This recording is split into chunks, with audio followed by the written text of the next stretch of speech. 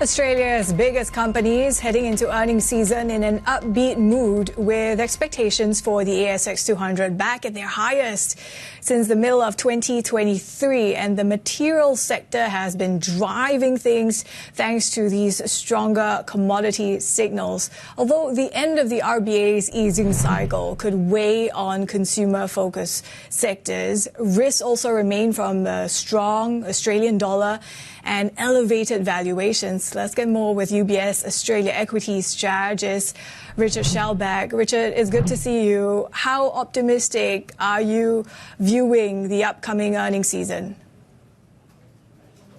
Good morning. Look, we are relatively upbeat on this profit season in Australia. If you look at FY26 EPS growth for the Australian market, it now sits at about 12%. Now, 6 months ago, expectation from consensus analysts were for earnings to grow this financial year by only 3%. So we've certainly seen a big uptick in earnings growth expectations over the last few months.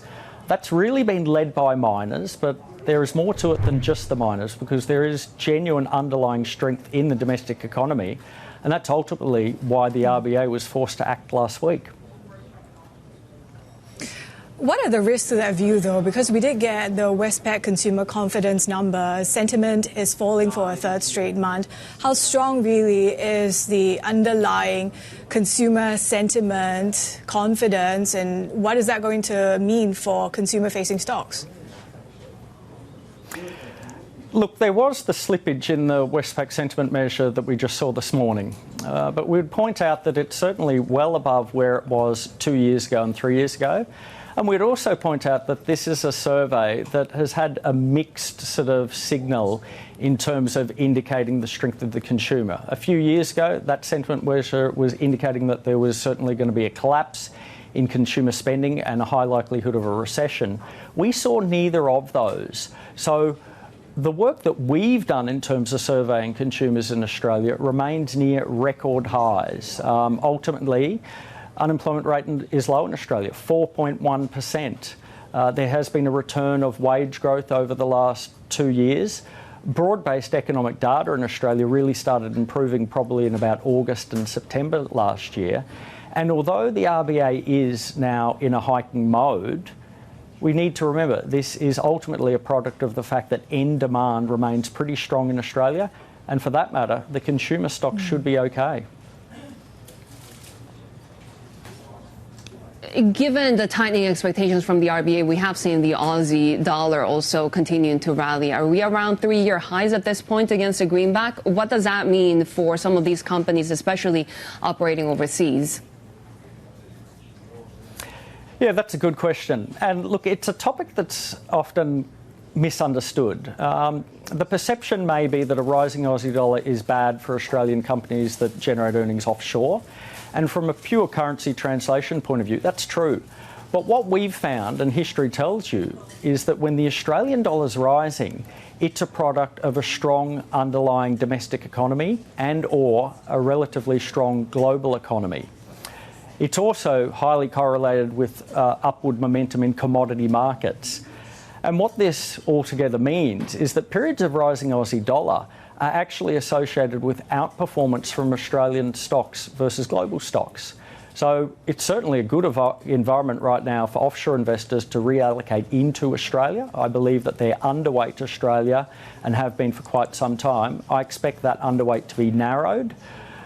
With respect to the sectors within the Australian market, all sectors in the Australian equity market from a price move point of view are correlated to an upward move in the Aussie dollar. The only sector that's not is the healthcare sector. So unequivocally, upward moves in the Aussie dollar are a confidence story on the strength of the economy and the relative resilience in commodity markets. And they're both stories that we see staying for a little bit longer. Which also means that perhaps cyclicals could outperform from here? Yeah, we certainly are skewed towards cyclicals. And, you know, again, the measures that I mentioned indicate a cyclical tilt in your portfolio.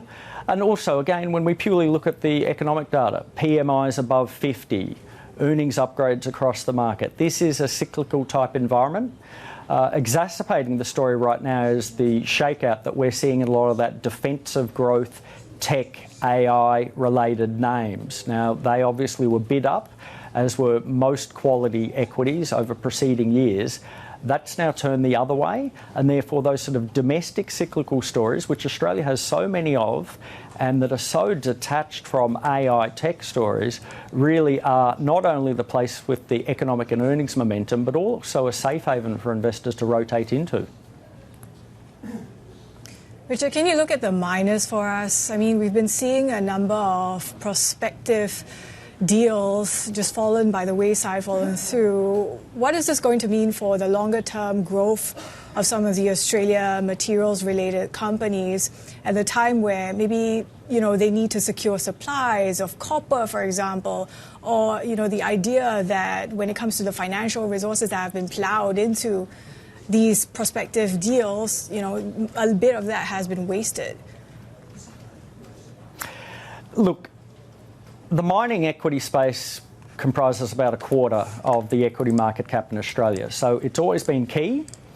And at the same time, for great periods of time, there have been concerns, often structural in nature, about how sustainable this space is. But it's powered on nevertheless. And as we speak right now, BHP is at a record high share price. Now, many of these mining companies obviously are pivoting to an extent with respect to which commodity they see as the driver of growth over the next 10 or 20 years. But, taking a top-down view at the mining space in Australia right now, it's relatively healthy. And look, we need to remember that we are no longer talking about a China growth story of 8% per year. We're now looking at a China growth story maybe 4 or 5% per year. But what we have sensed over the last 3 to 6 months is at least a stabilisation in the Chinese economic story. When you overlap that with a decline in the US dollar index, that's supportive for commodity prices and ultimately is translated through to the strong outperformance you've seen from mining shares in the Australian market over the last 3 to 6 months. Okay, so sounding very positive on Australia markets. Richard, great to have you. Thank you so much.